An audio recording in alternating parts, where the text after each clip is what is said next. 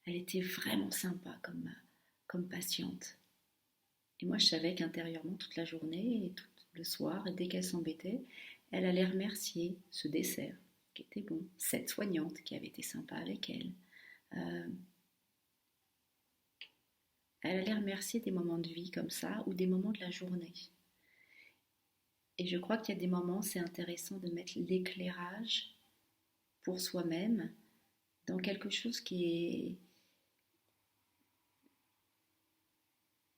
vous pouvez choisir d'éclairer plus qu'autre chose. Voilà. Bonne continuation à vous.